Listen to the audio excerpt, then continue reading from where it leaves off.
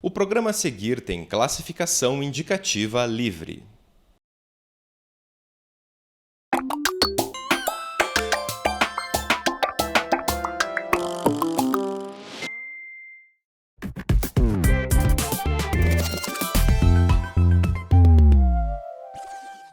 Olá pessoal, eu sou o Luiz Fernando. E eu sou a Karen.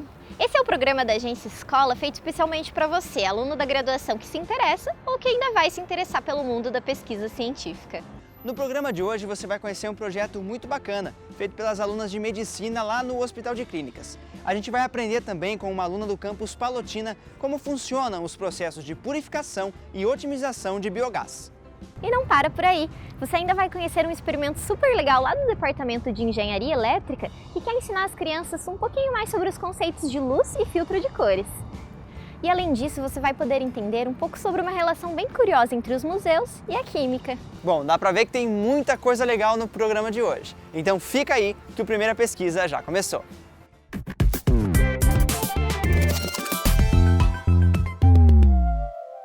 Você sabia que além de arte, história e cultura, você também pode aprender química nos museus? Olha, Karen, dessa eu não sabia, mas essa relação é estudada por uma professora e por estudantes de iniciação científica do Departamento de Química aqui da Federal. E nós fomos lá no Museu Paranaense para bater um papo com elas e para entender um pouco mais sobre essa pesquisa. Confere aí!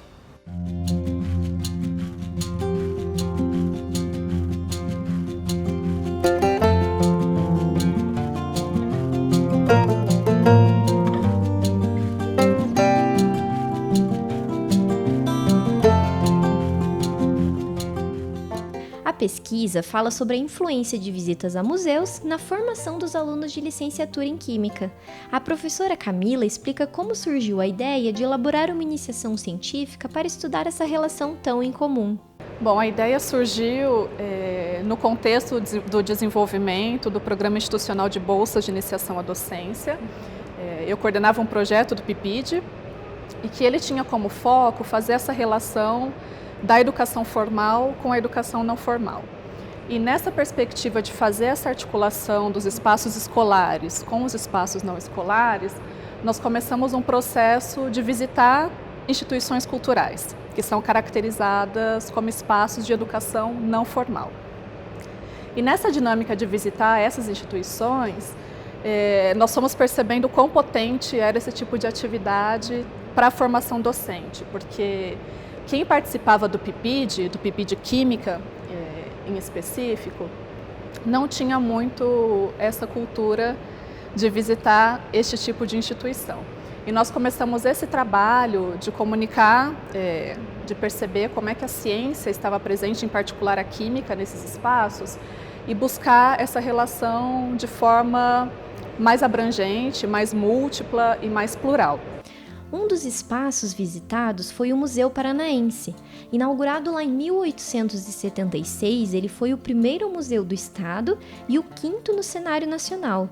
Dentre os aproximadamente 400 mil itens que retratam e resgatam a história do Paraná, as alunas contam que também é possível ensinar e aprender sobre química com o seu acervo. Quando a gente vai, por exemplo, no Parque da Ciência, a gente consegue relacionar diretamente a ciência, a química, com aquele espaço. E no Museu Paranaense isso não acontece com frequência. Você precisa buscar em mais detalhes onde a química está presente naquele espaço e também vai muito além, né? A questão da construção crítica desse professor, dessa professora, o conhecimento, né, sobre a cultura local, a cultura paranaense é muito importante para a formação cidadã. Além de professores, eles vão ser cidadãos também. E aí eles acabam trazendo esse gancho interdisciplinar, pois não se trata de um museu, como a Marina mencionou, um museu diretamente ligado à ciência. O professor tem que analisar, ele vai ter que analisar a composição, por exemplo, de uma escultura, se for uma pintura, da tinta, e então, a partir disso, acabar correlacionando com a química e trazer a interdisciplinariedade, conectando então os alunos que talvez não venham a ter tanto interesse na química, que acontece com frequência. E aí você acaba trazendo aquele aluno que gosta mais de história, que gosta mais de artes, trazendo nesse contexto e trabalhando a química em cima disso. Ao estudar a composição de diversos objetos presentes nos acervos dos museus, é possível encontrar essa conexão, uma vez que as peças podem ser explicadas através dos conhecimentos da química. Para isso, é essencial que o professor saiba identificá-las para então trabalhar esse conteúdo em sua disciplina. Se você for em uma exposição mais direcionada à pintura, à arte, a tinta está diretamente ligada. Existe tinta a óleo, existe tinta à base d'água. E a partir disso, então, o professor ele tem que ter esse conhecimento cultural. E antes disso, ele tem que visitar sozinho o museu para que ele consiga fazer de fato essa análise e trazer o conteúdo químico em cima da arte, ou em cima da história e por aí vai. Análise de pedras, do corpo humano mesmo, então é bem interessante. Porque a química, querendo ou não, ela acaba estando em tudo. Um dos principais objetivos da pesquisa é justamente mostrar a importância de métodos de ensino diferenciados para os futuros professores de química. Além de ser mais atrativo para os alunos, acaba sendo uma forma de resgatar o interesse deles pela área. O ensino das ciências exatas, de um modo geral, não só da química, como da biologia, da matemática, se você analisar na perspectiva de quando você estudou, por exemplo, você vê que o ensino ele é muito engessado. Isso, infelizmente, se mantém. E aí você mostra essa nova perspectiva de formação, que seria trabalhar a química em um museu, que é um espaço de educação não formal. Você acaba trazendo alunos e resgatando o interesse deles de uma maneira diferente, sabe? Porque muitas vezes os alunos acabam tendo essa versão exatamente pelo método engessado de ensino, que acaba sendo algo muito regrado, muito limitado e que acaba gerando uma dificuldade. Bom, realmente muito bacana uma iniciativa como essa. Quem sabe agora até eu passe a gostar um pouco mais de química. Agora, será que dá para fazer isso com a física também? Tem sim, Luiz. Inclusive, já tem gente aqui na UFPR fazendo aí uns experimentos para deixar o ensino da ciência mais divertido para as crianças. Isso em sala de aula seria sensacional, né, Karen? Tornaria o ensino e aprendizado de ciências muito mais atrativo para as crianças. Com certeza. Inclusive, aqui na UFPR já tem um aluno lá do departamento de engenharia elétrica e o seu professor que desenvolveram um experimento bem divertido para ensinar os conceitos de luzes e filtros de cores para as crianças.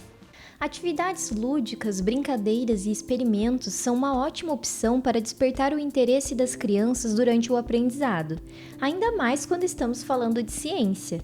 Foi por isso que o professor James, da Engenharia Elétrica, e o seu aluno já formado, Paulino, criaram um experimento para ensinar o conceito de luzes e cores para os pequenos.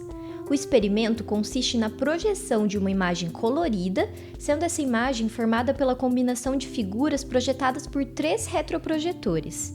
Cada um projeta em uma cor diferente: azul, vermelho e verde. Quando olhamos a imagem colorida através do filtro vermelho, é possível ver apenas a figura de um animal vermelho. No filtro azul, apenas o animal na cor azul. E no verde, apenas o que é projetado pela luz verde. O experimento começou a ser desenvolvido lá em 2017 e tem como público-alvo crianças de 4 a 10 anos de idade. Quem veio conhecer esse experimento foi a Isabela, que é aluna do 5º ano do ensino fundamental. Você gosta de aprender ciência na escola? É, mais ou menos, mas até que é legal. Você acha que quando os professores trazem atividades diferentes, brincadeiras, você consegue aprender melhor o que eles querem ensinar? Sim, eu consigo aprender bem melhor. Agora a gente vai conversar um pouco mais com o professor e com o aluno para a gente entender melhor como é que funciona esse experimento. Fica por aí. Para começar, eu queria saber como é que esses protótipos foram construídos. Eles foram construídos a partir de aparelhos que estavam sucateados, jogados fora. Então foram reaproveitados, foram feita uma melhoria neles, foram substituídas as lâmpadas antigas por LED. Então foi um trabalho bem inusitado até. Eu percebi que nesse experimento vocês usaram essas 3 cores, que são as 3 cores primárias. Por que da escolha dessas 3 cores? Que elas mantêm uma distância muito grande uma da outra, ou seja, o azul, o vermelho e o verde. Então fica mais fácil a visualização. Qual que é a importância dessas atividades lúdicas para as crianças conseguirem ter um aprendizado melhor da ciência? Então, essas atividades como este projeto, né, dos filtros de luzes, elas fazem parte, né, de projetos que a gente faz junto às escolas, né, divulgando as ciências, a carreira de engenharia, estimulando as crianças a estudarem, né, a pesquisarem e a experimentarem. Então, é uma atividade de incentivo, né, aos estudos e para que elas considerem a possibilidade aí de uma carreira tecnológica aí no seu futuro, né. E agora, para onde que vão esses experimentos? Olha, nós temos algo em torno de 20 experimentos, né, tal qual esse experimento aqui dos filtros faz parte, E nós estamos assim, procurando, né, patrocinadores para nós abrirmos, né, uma exposição de luz ali, fazermos uma atividade aí de um porte maior aí para trazermos as crianças, né, e verem como você pode aprender ciência de uma forma divertida.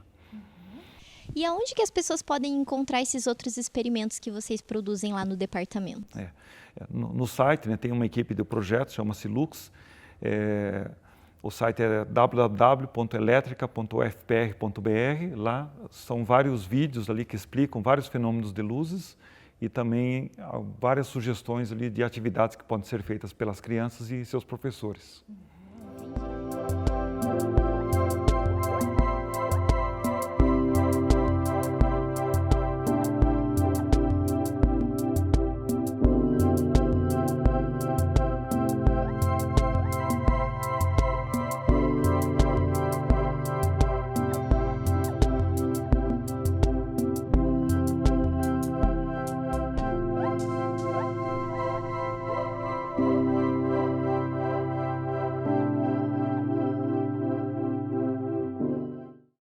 Além desse experimento, você pode conferir muito mais no programa Lux, aqui também no YouTube da UFPR TV. Agora, a gente sabe que inúmeras pesquisas são desenvolvidas para o tratamento e cura de doenças, para a saúde e bem-estar das pessoas. Mas você sabe onde e como começam essas pesquisas? Então, muitas dessas pesquisas são feitas dentro das universidades, inclusive aqui na UFPR. Elas podem ser produzidas por alunos durante a graduação, durante pesquisas de iniciação científica ou até mesmo no trabalho de conclusão de curso. É o que a gente vai conferir agora, porque muitos desses trabalhos podem ser aplicados em hospitais universitários, e é o que a gente confere na matéria a seguir.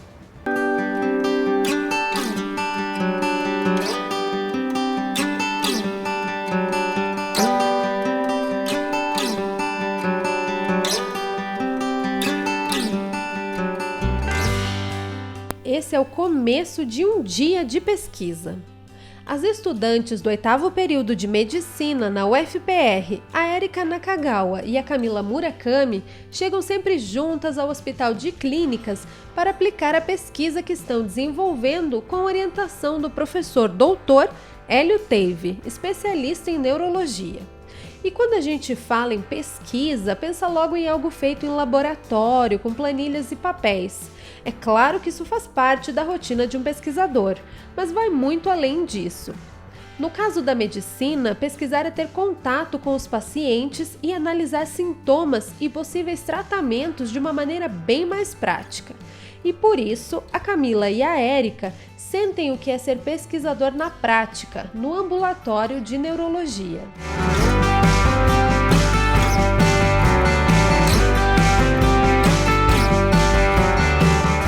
As duas estudantes de medicina estão desenvolvendo uma pesquisa para avaliar a disfunção autonômica na paraplegia espástica hereditária, uma doença genética de estímulos nervosos que reduz muito ou totalmente o movimento das pernas, uma doença rara que aparece em média em 2 a cada 100 mil pessoas. Essas doenças são raras, mas se você juntar todas essas doenças raras, dá um número muito grande de doenças. E esses pacientes às vezes ficam sem atendimento, porque não tem um tratamento específico de cura, mas tem tratamento sintomático. E além do que, nós temos aconselhamento genético. Tem algumas dessas famílias, dessas doenças, são dominantes. Então elas vão passar o gene para 50% dos filhos. Outro grupo é recessivo, né? Passa para 25%. E outro grupo é esporádico. Então, além de fazer aconselhamento genético da família, você tem que melhorar o sintoma. Alguns pacientes fazem aplicação de toxina botulínica para soltar as pernas, outros tomam medicamentos. Enfim, nós fazemos o tratamento sintomático. Ainda não tem um tratamento de cura definitivo. Os estudos sobre essa doença começaram com uma tese de doutorado. Depois foi feita uma pesquisa em parceria com a Unicamp e agora a pesquisa segue com as duas acadêmicas. A gente tem um interesse comum com a neurologia, né? E aí a gente, na verdade, precisava fazer o trabalho de curso para medicina e a gente acabou conversando com os chefes aqui do ambulatório da neurologia e dentre eles o Hélio. E aí a gente gostou muito dessa dessa parte dessa doença, das paraplegias espásticas hereditárias, em que já existia, na verdade, um projeto, que na verdade era uma tese de doutorado, e aí a gente pegou mais ou menos o mesmo projeto, só que focando em outros sintomas. E é aí que entram os estudos sobre a disfunção realizados no HC. Enquanto a maior parte das pesquisas analisam a dificuldade dos pacientes em caminhar, a Érica e a Camila estão analisando todos os sintomas. E para isso, elas aplicam 2 questionários. Então, depois dos pacientes terem aceitado participar do projeto, né, a gente conversa com ele, pega a anamnese, faz uma anamnese detalhada dos pacientes, da história deles, e aí eu faço a aplicação do questionário que se chama SCOPA-UT, que vai avaliar a disfunção autonômica desses pacientes. Nesse questionário são 23 perguntinhas e eles têm 6 domínios. Vai avaliar então quanto a disfunção autonômica em relação ao trato gastrointestinal, urinário, termorregulatório, pupilar, cardiovascular e sexual. Daí da minha parte, daí é a SPRS-BR, que é a versão brasileira da escala de gravidade dos pacientes com paraplegia espástica hereditária. Na verdade, ele é composto por algumas perguntas com relação tipo, à distância que os pacientes conseguem andar sem pausa, quanto que eles conseguem subir escada, levantar da cadeira, esse tipo de movimento. E também tem alguns exames físicos que a gente avalia a espasticidade, que é um dos principais acometimentos da paraplegia espástica hereditária, né? E daí a gente avalia o grau de espasticidade desses pacientes de acordo com umas manobras de exame físico que a gente foi ensinada a realizar antes de aplicar a pesquisa. Os resultados obtidos com a pesquisa até este momento foram publicados em um artigo em uma revista internacional, o European Journal of Neurology, o jornal oficial da Academia Europeia de Neurologia. O periódico abrange todas as áreas de pesquisa clínica em neurologia, incluindo novos tratamentos potenciais. A ênfase é colocada nas principais doenças de grande importância clínica e socioeconômica, e entre elas, os distúrbios de movimento. Essa pesquisa está inserida na nossa iniciação científica, né? Então, depois que a gente apresentar o TC, a gente ainda vai continuar dentro da IC. E a iniciação científica ela dura 1 ano, né? Então, nesse 1 ano a gente está coletando os dados, fazendo os resultados, análise estatística e tudo. E aí, agora em outubro, vai ter o EVINCE, que é o evento da iniciação científica, em que a gente vai apresentar os nossos projetos para uma banca examinadora. A conscientização ambiental é um tema cada vez mais relevante hoje em dia, né, Karen? Isso mesmo, inclusive na procura de alternativas sustentáveis existe o biogás. Ele é um combustível feito de material orgânico e é uma fonte muito importante de energia renovável. Para conhecer melhor essa opção de combustível, o Primeira Pesquisa viajou até Palotina para uma imersão no laboratório de purificação e otimização de gases. Mais de 600 quilômetros separam Curitiba do campus Palotina da UFPR. Em 1993, a presença da universidade mudou a dinâmica da cidade do Oeste Paranaense. 26 anos depois, as inovações continuam. O Laboratório de Otimização e Purificação de Gases do campus Palotina estuda processos que tornam os gases cada vez mais eficientes em suas aplicações. Sempre trabalhar com a produção de combustíveis renováveis, né? De combustíveis alternativos, que possam substituir esses combustíveis fósseis tradicionais ou derivados que são extraídos a partir desses combustíveis não renováveis, substituindo então essa matéria-prima de entrada que é o petróleo, né, que são produtos derivados do petróleo, por biomassa, por matérias-primas renováveis. Então o nosso intuito aqui principal é atuar dentro desses processos que convertem a biomassa, né, em combustíveis de alto valor agregado renováveis. Eliane está no 9º período da graduação em Engenharia de Energia. O trabalho de conclusão de curso dela consiste justamente na otimização de processos aplicados na limpeza do biogás, tendo como base o sulfeto de hidrogênio. Também chamado de gás sulfídrico, ele é um dos principais contaminantes que dificultam a purificação de amostras do biogás. É muito difícil trabalhar com biogás, qualquer tipo de gás, porque ele é contaminado facilmente. E após fazer a coleta do biogás, que tem que ter um certo cuidado, né, para não haver essa contaminação, nós fazemos a análise aqui no CG, que é o equipamento cromatógrafo a gás, onde nós avaliamos o quanto que foi purificado, né, o biogás, o quanto menos que tem nele de H2S. E sabemos disso por meio, né, de um pico que é formado por meio da análise do cromatógrafo. O sistema que você vai fazer a coleta, ele precisa ter uma vedação contra o próprio ar, né? Então, ao momento que você vai fazer a coleta, você tem que garantir, de certa forma, que não esteja entrando ar junto com o gás da sua análise. O processo de limpeza do biogás é importante para o armazenamento, transporte e aplicações deste material. No campus Palotina, os gases são trabalhados em um reator construído pelo próprio pessoal do laboratório. O composto retirado do reator é injetado no cromatógrafo, que mede a eficiência da purificação. É importante purificar o biogás porque quanto mais puro ele for, melhor vai ser o desempenho da aplicação desse gás. Como o gás de interesse, né, do biogás é o metano, que é o gás que tem maior poder calorífico, então a partir do momento, né, que ele for aplicado, vai ter uma eficiência melhor. O professor responsável pelo projeto afirma que quanto melhor a purificação do biogás, maior é a chance de transformar os compostos em energia limpa e renovável. No caso da produção do biometano, que já é um combustível muito similar ao gás natural, esse biometano precisa conter um teor muito baixo de sulfeto de hidrogênio. Então, com a questão da purificação sendo viável, né, e existindo tecnologia acessível, né, para quem tem interesse em purificar esse biogás, a gente consegue ampliar muito os usos do biogás, seja para armazenamento ou para esse uso direto que eu comentava. O laboratório também trabalha no processo de conversão de biomassa em hidrogênio, fonte de energia eficiente e com grande valor agregado. E a participação de um laboratório do interior do estado tem grande relevância neste processo. Esse tipo de projeto que envolve a conversão da biomassa em hidrogênio, ele pode ser muito viável, né, em breve, por conta da produção da biomassa que nós temos no interior do nosso país, né? E se a gente consegue desenvolver uma tecnologia para converter essa biomassa, né, nessas regiões mais distantes e produzir o hidrogênio on-site, ou seja, no local onde você também tem o consumo de hidrogênio, isso seria fantástico. Eu estou aqui no laboratório há uns bons anos, desde 2014, então eu já desenvolvi vários projetos com o professor Elton, né, todos da área renovável.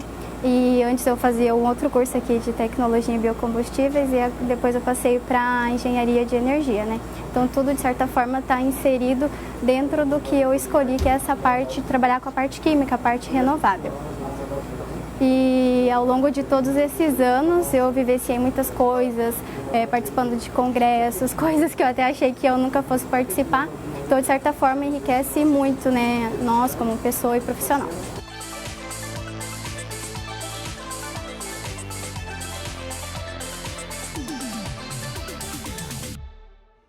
Então, Karen, agora a pergunta que não quer calar. Como é que tá a TCC? Então, essa é uma pergunta meio complicada, né? Inclusive, muitos alunos fogem dessa pergunta durante a graduação e principalmente no final do curso. Mas o interessante é saber que no final de tudo sempre dá certo e muita coisa interessante sai dos TCCs produzidos aqui na Universidade Federal do Paraná. E quem vai contar pra gente sobre essa experiência do TCC direto da Alemanha é o Pedro Bosqueiro, formado em Engenharia Elétrica aqui na UFPR. O sistema que criei, ele torna possível a aquisição dos dados vindo dos caminhões e uma posterior análise dessas informações, mais em específico da parte do sistema de pós-tratamento. Esse sistema de pós-tratamento consiste em etapas nas quais o gás de escape precisa passar para que ele perca a sua nocividade antes de entrar em contato com a atmosfera. Uma das partes mais importantes, se não a mais importante, é a inserção de um aditivo chamado ARA 32, em que faz algumas reações químicas com o gás de escape e diminui muito a concentração dos gases NOx. Toda a ideia por trás desse sistema desenvolvido surgiu quando eu estava fazendo um estágio na área automotiva e pude ter contato com todos os problemas e tecnologias enfrentadas nesse setor. E um dos problemas, na época, que mais me chamou a atenção era o fato das pessoas, para economizar dinheiro, fazem usos de algumas artimanhas em seus caminhões, como, por exemplo, troca de fusíveis, inserção de alguns dispositivos no sistema. Mas isso é algo ruim, porque você acaba alterando esse sistema de pós-tratamento e, por consequência, emitindo muito mais toxinas do que o previsto pela legislação. Isso é ruim tanto para os seres humanos quanto para o meio ambiente. Então, após algumas pesquisas, eu vi que não tinha nenhum sistema que fosse capaz de analisar com precisão ou de uma maneira mais objetiva se aquele sistema do caminhão havia sido adulterado ou não. Então, graças a todos esses conhecimentos ao longo do curso e do estágio, eu consegui desenvolver esse sistema em que consistia um dispositivo pegando todas as informações do veículo, juntando e passando por Bluetooth para um software desenvolvido em formato de app, que recebe todas essas informações, trata e exibe para o usuário apenas as informações relevantes ao sistema de pós-tratamento, que diz ao usuário se aquele sistema está sendo utilizado de uma maneira boa ou não, se ele foi adulterado ou não. Por fim, eu gostaria também de dar uma dica para o pessoal que tem o TCC aí pela frente. Procurem fazer um projeto na área que vocês estão trabalhando ou de algo que vocês gostam, pelo menos. Porque vai ter uma motivação a mais se você conseguir fazer algo nessa vertente e se tiver uma aplicabilidade legal é melhor ainda. Porque daí, ao invés de ser um trabalho extenso e maçante, passa a ser algo mais prazeroso e fácil de fazer, já que você vai estar trabalhando com algo que você gosta. Quer participar aqui do nosso programa? Manda seu vídeo falando sobre o seu projeto, quem sabe você não aparece na próxima edição. A primeira pesquisa fica por aqui, mas você pode sempre acompanhar mais conteúdos nas redes sociais da UFPR TV. Manda pra gente a sua sugestão, a gente vai adorar saber sua opinião. Pode mandar um recadinho pra gente nesses endereços que estão aqui na tela.